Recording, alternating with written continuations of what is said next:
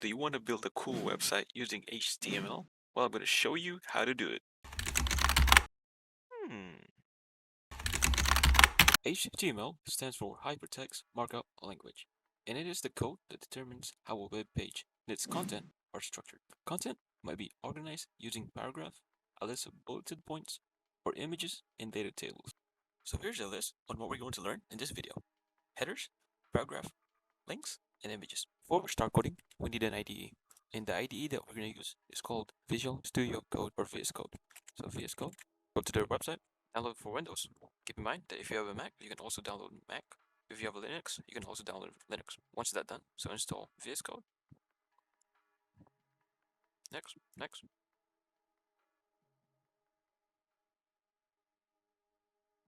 And finish. Launch Studio Code. Perfect. So first, we're going to create a file. File, new file, and save it. And we're going to call it index.html. Here, we're going to do exclamation mark, and then enter, and then click save.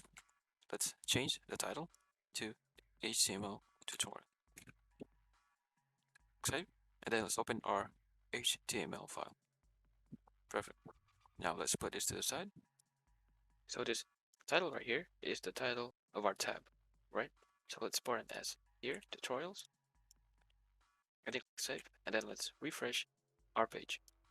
As you can see, the S added at the top. So we're gonna go over header first. So the header element represents a container for introductory content. It typically contains heading elements H1 through H6, a logo or an icon. Now, if you go to Facebook, you see navigations, right? So those navigations can be inside the header element. So for example, we can have a header here and Facebook navigations like home, account, profile, etc. Let's type header. We have H1, and let's type hacker tutorial. Then for an image, we're just gonna leave it blank. Save, and then refresh our page. Perfect. As you can see, we don't have an image, so let's grab an image.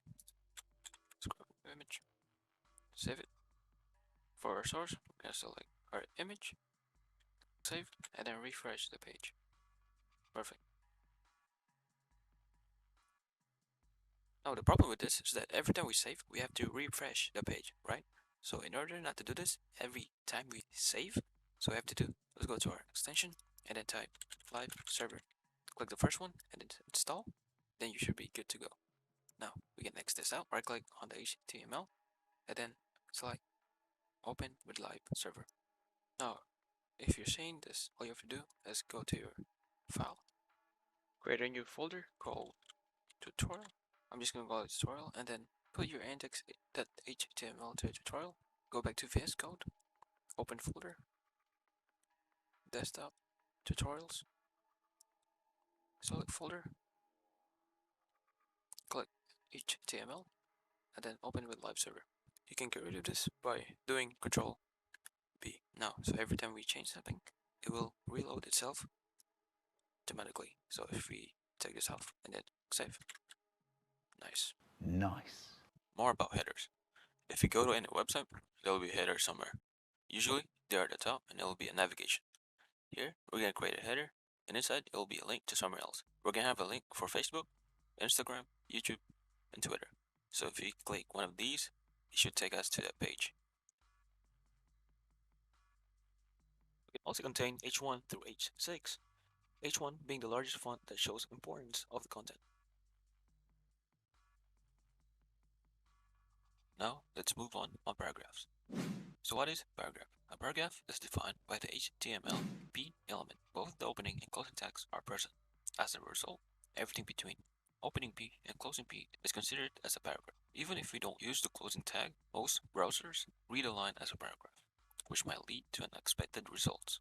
So it is a good convention that we utilize the closing tag. Now let's have a simple paragraph. I'm just gonna take this out, save, and a P opening tag and a closing tag, and I'm just gonna put not a hacker paragraph. Save. Perfect. Now what if we have multiple lines? I'm just gonna copy and paste 3, 4, 5. and then I'm gonna have the spaces here. 1, 2, 3, 4, 5. 1, 2, 3, 4, 5. 1, 2, 3, 4, 5. 1, 2, 3, 4, 5. Then I'm going to save. As you can see, if we add multiple spaces, the browser automatically reduces them to a single space. Likewise, if we add multiple lines, it will automatically reduce to a single line. If we want a new line, we can use the element break.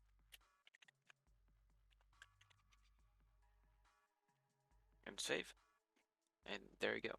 Now, if we don't want to use the break tag, or we don't want HTML to reduce the paragraph to a single line, we can use an element called pre.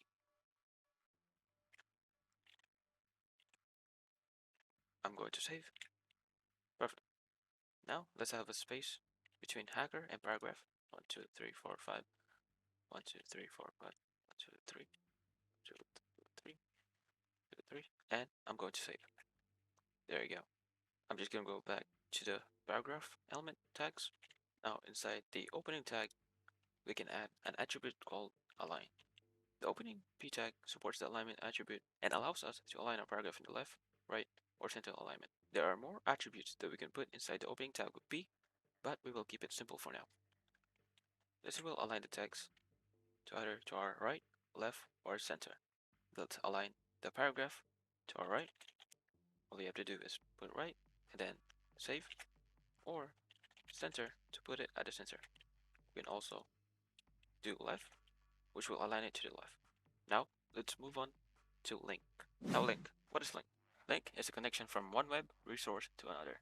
The link has a source anchor and points to the destination anchor, which may be any web resource, such as an image, a video clip, a sound, a program, an HTML document, or an element within an HTML document. So let's have an anchor tag, and for href, it's going to be an image. Let's go to Google and cat. Go to images. I'm going to click one of these pictures. Go to their website. Right click on the picture and copy image address. I'm going to paste that inside our href, and let's go back to our website. For our title, it's going to be cat, and I'm going to save. Save. Now, if we click this link, it should take us to the picture. Perfect. Now let's go back to our website. Like I said earlier, this href can be a URL, so we can put https www.facebook.com, and then for our title, it can be Facebook, and it's save. If we click Facebook, it should take us to the Facebook page. Perfect. Let's go back to our cat. Save. Now, if we click this cat, it opens in our current tab. We want to open that in a new tab. So what we can do is use the target attribute. Let's put target, and here we're gonna have blank to open a new tab. So let's click cat, and there you go. It opened a new tab. Perfect. Also use link to jump to an element. So for example, here I'm gonna put jump to bottom page, and then here I'm gonna have a paragraph and an ID of paragraph -1. If we want to jump to an element, we don't need the target. And for href, it's going to be a pound and the ID paragraph -1. Perfect. And then for our paragraph, we're gonna put this is save, and then let's put this at the very bottom. So here I'm gonna have a style. I'm gonna select the ID, and I'm gonna have a margin top 200 pixel and a height of 100 view height. Perfect. So let's click jump to bottom page. As you can see, we jumped to the paragraph. Keep in mind that if you want to jump to an element, you have to use their ID. We're just gonna get rid of this, and we can also download a PDF. We can download a file, and then for href, here we got the testing the PDF. Enter. I'm gonna put whatever, and then for href is going to be that / and testing the PDF. In here, what we have to do is put download, save, and then download PDF, and there you go. This can be a picture, a file, a folder, or anything you want. That's all you need to know about Anchor. Now let's move on to images. Now there are two ways to insert an image into a web page. You can provide an address or file path relative to the location of our current folder. Here, let's put image and let's grab an image and I'm gonna put cow. Go to images, select one of this image and copy image address. Now for source, all you have to do is paste that link, save, and let's go back to our website. Perfect. Now there's our image. Now we can also put an alt, for example, cow. Let's say that the image failed to render. This cow will take its place. We can also provide a width, for example, 100 pixels, and a height of 100 pixels, and then save. There you go. We can also make the height auto or the width auto. We can also have an attribute called title to title our image. For example, cow, and save. On the image, it will say cow. Nice. Now we can do a bit of styling to the image. So we can do border and then 5 pixels.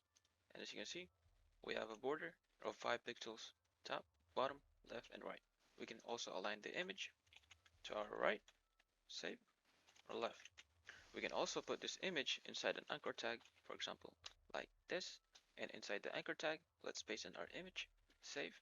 And for href in the anchor tag, we can have all of the image of the cow image. So I'm just gonna copy the Google link, paste that in our href, save. So we can click on this image now, and then it should take us to this page. Click, and as you can see, it took us to the images. Now let's get rid of this anchor tag and let's go back to our image. Now that's all you need to know about images. Like I said, the source can be a link or a file inside your folder. So for example, // and download that JPEG and save. And we have our dog. Just make sure that you change your alt and title to dog. It will still work, but the content it will be different. So if we hover, it will say cow because our previous title was cow. Now let's change it to dog. As you can see, it changes to dog. If you liked the video, please leave a like, subscribe, and I'll see you guys in my next video.